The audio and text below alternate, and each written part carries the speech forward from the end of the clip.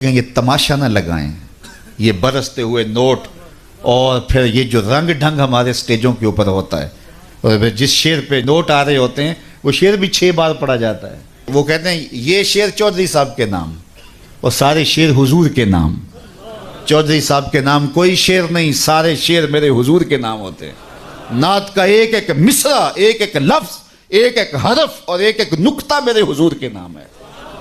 پورا شعر نام کر دیا، کیوں؟ اس نے ذرا پیسے زیادہ دے دیے تو اس کے نام ہی شعر ہو گیا۔ یہ کون ہوتا ہے اس کے نام شعر کرنے والا؟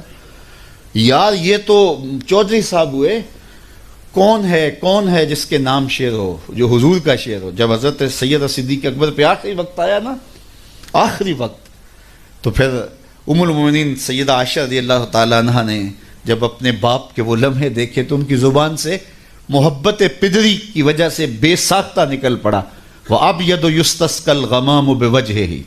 یہ حضرت نبی رحمت کے چچا جان نے حضور کے لیے یہ ایک شعر کہا تھا، تو چہرہ اس طرح تم تما رہا تھا تو یہ مصرع ان کی زبان پہ آ گیا، تو حضرت صدیق اکبر اس وقت سانس آپ کی ٹوٹ رہی تھی، ایسے سر کیا اور کہا ذاک رسول اللہ، یہ ابو بکر کی شان نہیں، یہ میرے رسول کی شان ہے۔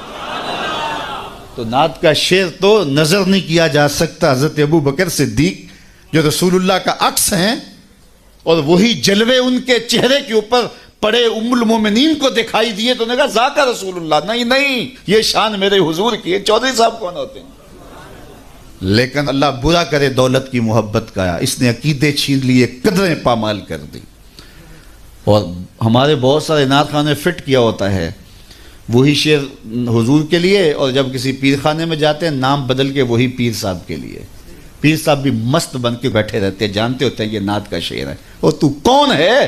تیری ساری عزتیں حضور کے قدموں سے لگی ہوئی دھول کے برابر بھی نہیں ہیں۔ ایک زمانہ تھا، شریف مکہ کا دور تھا، اعلیٰ حضرت حج پہ گئے، تو ہندوستان کے بہت بڑے شاعر تھے، وہ بھی حج پہ گئے ہوئے تھے۔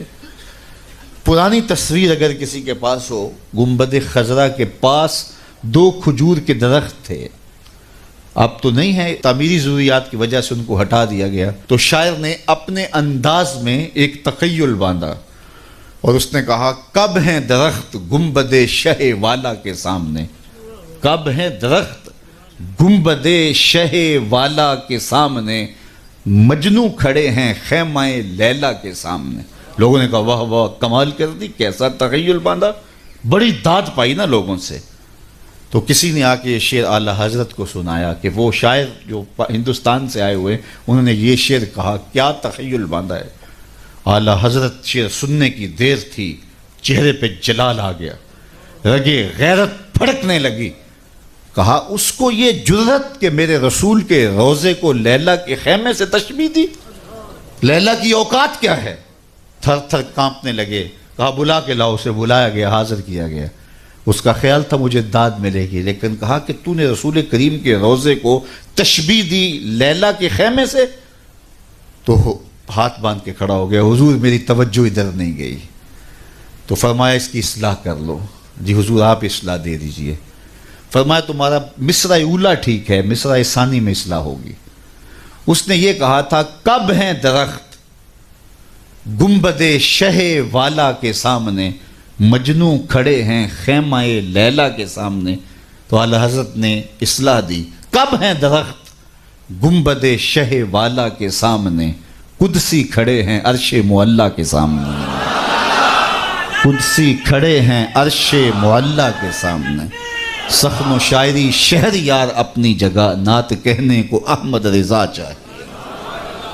تو کعب بن زہیر انہوں نے کیا کہا، ان الرسول لنور یستضاء بہ محند سیف من سیوف الہند مسلول۔ تو حضرت کعب بن زہیر نے وہاں کھڑے کھڑے حضور کی شان میں ایک طویل قصیدہ جو بانت سواہد کے نام سے معروف ہوا، جب یہ قصیدہ پڑھ چکے تو آقا کریم علیہ السلام نے اپنی چادر اتار کے کعب بن زہیر کو دے دی۔